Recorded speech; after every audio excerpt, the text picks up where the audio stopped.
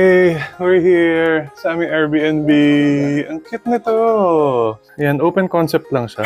So this is the living room. Tapos may mga recliner. Pagpasok mo ng pinto, may mga slippers. Tapos fully carpeted. So bawal talaga magpasok ng shoes. May mga towel. Ano? Tsubaki. Ito yung ito yung shower enclosure.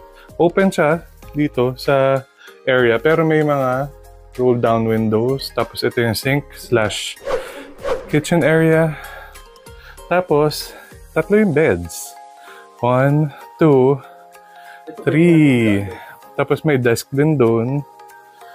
Napakalaki ng TV at may PlayStation.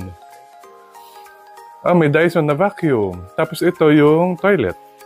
Tapos may ref, may microwave, may rice cooker, may plancha. Yan natin. Yan. In fairness. Wow. Cute to. Magkano to? 42. Total na yun. 9 days, 8 nights. Not bad. Good for 6 people.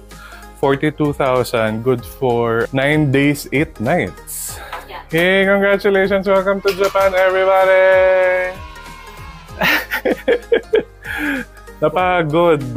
Pero gutom. Papahinga muna kami. Tapos, magde-dinner. Yan. So, we're gonna eat.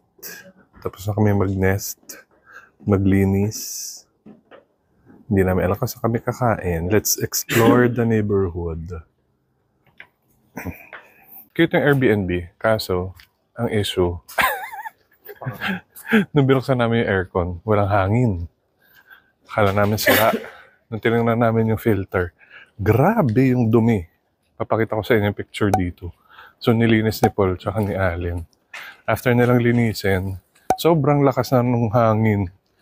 Minessage din namin syempre yung host. Hindi naman para, alam mo yun, mamahiya or whatever. Gusto lang namin malaman niya na ganun na pala kadumi, or kung may inuutusan kasi siyang maglinis, hindi nalilinis yung aircon, yung ganun. So, there, ngayon maghanap kami ng kakainan. Marami namang mga kakainan dito.